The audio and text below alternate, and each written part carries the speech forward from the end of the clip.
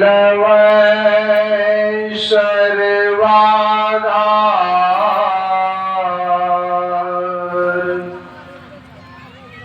मंगलमय मंगल करना विनवो बारंबार।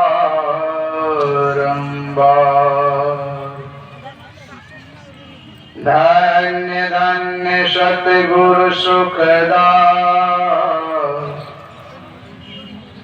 महिमा कही न जाय। जो कछु कहा तुम्हारी कृपा मोते कछु न वसाय। मोते कछु न वसाय। अव्यक्त रूप में सर्वत्र कण कण में विराजमान सर्वेश्वर सर्वाधार स्वरूप सद्गुरु महाराज के पावन पवित्र श्री चरणों में कोटि कोटि नमन। उनके ही हृदय स्वरूप परम पूज्यपाद बाबा श्री साई स्वामी जी महाराज के श्री चरणों में कोटि कोटि नमन। व्यक्त रूप में मंचासीन परम पूज्यपाद स्वामी श्रद्धानंद जी महाराज के श्री चरणों में कोटि कोटि नमन। एवं मुद मंगलमय संत समाज विद्वत जन सत्संग प्रेमी महानुभाव माताओं एवं धर्मशीला करुणामयी बहनों सबों को मेरा प्रणाम। एक बार गुरु महाराज का जय जयकारों से स्वर से करें। श्री सद्गुरु सब कोई हाथ तो उठाते हैं लेकिन जय जयकार में कंजूसी है कि नहीं? ये कंजूसी से काम नहीं चलेगा। बुलंद आवाज में कीजिए। गुरु महाराज कहते हैं आओ वीरो मर्द बनो अब जेल तुम्हें तजना होगा। ये संसार का जेल है। ये मत सोचिए कि हम फ्री घूम रहे। इसीलिए आप लोगों से निवेदन है कि आप वीर बनिए, है कि नहीं? जोर लगाइए तो गुरु महाराज के जय जयकार बुलंद आवाज में जय घोष करें। श्री सद्गुरु की जय। अभी जो कहने सुनने का विषय बना है वह है मनुष्य शरीर का उपयोग। कि हम लोगों ने जितने भी शरीर धारण किया संसार में बहुत तरह का शरीर प्राप्त हुआ। तरह तरह का शरीर आप लोगों ने धारण किया। सब तरह का विधि व्यवस्था आपको मिला। आप कैसे कैसे विधि व्यवस्था में जीवन यापन किए आप लोगों ने बहुत बार सुना होगा। अभी हमारे प्रिय साथी धर्मानंद जी महाराज से सुन रहे थे। इस शरीर तो बड़ा सुंदर है लेकिन यह शरीर का सदुपयोग क्या है? इस शरीर का जो पानी का सदुपयोग है, क्या हम संसार में धन उपार्जन करके धन को इकट्ठा करके जमा कर लें, क्या हम सुखी हो जाएंगे? का यही हमारा ये मनुष्य शरीर का विशेषता है।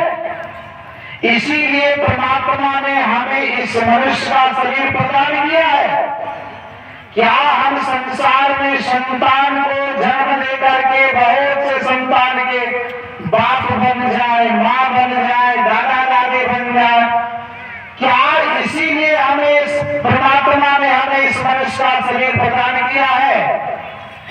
धनानि भूमौ पुंसि गोष्ठे नारी गिरद्वारे सखा संसारे देहासिताय भले मारे धर्मानु मोक्षते जीव। कहा जीव के साथ में कुछ नहीं जाता, केवल आपने जो कर्म किया है, शुभ कर्म किए हैं, वह उसका फल आपके साथ में जाएगा। अगर आपने पाप किया, अपकार किया, दुष्कर्म किया, दूसरों को सताने का काम किया, दुख देने का काम किया, आपके साथ में वही जाएंगे। इसीलिए ऋषियों ने कहा कि यदि धन है, सांसारिक धन, आपका यहीं पर रह जाएगा, आपके साथ जाने वाले नहीं है। आपके साथ न समाज के लोग कोई जाएंगे, पड़ोसी के कोई लोग जाएंगे, कोई नहीं जाएंगे, मित्र नहीं जाएंगे, आपकी प्यारी धर्मपत्नी भी साथ नहीं जाएगी, आपको स्वयं अकेला जाना पड़ेगा। आप जब कर्म करते हैं तो आप अकेला कर्म करते हैं। तुलसी अर्थ में खेत है, मन भज कर्म किसान, पाप पुण्य दोई बीज है वो विष्णुवे निदान। तो जब कर्म आप अकेला करते हैं तो भोगने के समय में आपका कोई साथी नहीं मिलेंगे, आपको अकेला भोगना पड़ेगा। जैसी करनी वैसा फल, आज नहीं तो निश्चित कल।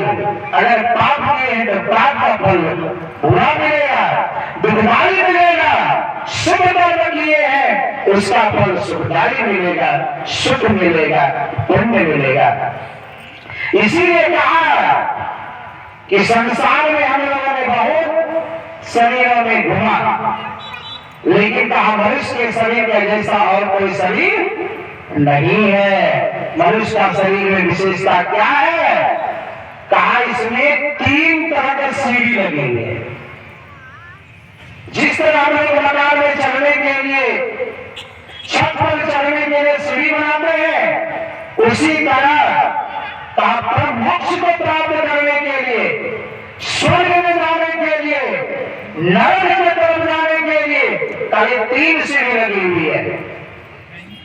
अपकार करेंगे, दूसरे को सताएंगे, पाप कर्म करेंगे, आपको नरक जाने से कोई रोक नहीं सकता। आपके लिए नरक की सीढ़ी लगी हुई है, आप नरक की तरफ जाएंगे। यज्ञ करेंगे, हवन इत्यादि करेंगे, पुण्य काम करेंगे, दान देंगे, परोपकार करेंगे, दूसरे की भलाई करेंगे, आपके लिए स्वर्ग की सीढ़ी लगी हुई है। स्वर्ग की तरफ आप जाएंगे, स्वर्ग की प्राप्ति करेंगे। फिर भी संता ने कहा कि यह स्वर्ग भी थोड़ा, यह भी कोई विशेष लाभ नहीं है। अगर यह शरीर को प्राप्त करके अगर आपने स्वर्ग भी प्राप्त कर लिया तो आपको विशेष चीज आपने नहीं कर लिया। कहा स्वर्ग से आपको फिर एक दिन नीचे उतरना पड़ेगा, इसी धरती पर आना पड़ेगा। इस धरती पर आकर के 84 लाख योनियों में फिर से भटकना पड़ेगा।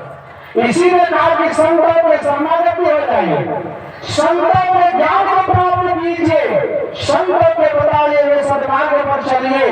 वह मार्ग क्या है? तो वह अपवर्ग का मार्ग, अपवर्ग का मार्ग जहां कोई वर्ग नहीं होता। बहुत से है पाप, बहुत से है फल, बहुत से है बंधन, बहुत से है भय और बहुत से है मृत्यु। ये पांचों चीज जहां जाने के बाद आपको छू नहीं सकता। ऐसे को अपवर्ग कहते हैं, ऐसे को मोक्ष कहते हैं। कार्य मनुष्य शरीर प्राप्त करके यही काम करने के लिए हम लोगों को परमात्मा ने यह शरीर प्रदान किया है। और मनुष्य शरीर का यही उपयोग है कि आप मनुष्य शरीर प्राप्त करके परम मोक्ष को प्राप्त कीजिए। मैं अपनी वाणी को यही पर समाप्त करता हूँ। श्री सद्गुरु फिर आप लोग कंधे से कर दिए जोर से, श्री सद्गुरु की जय। सोच लो।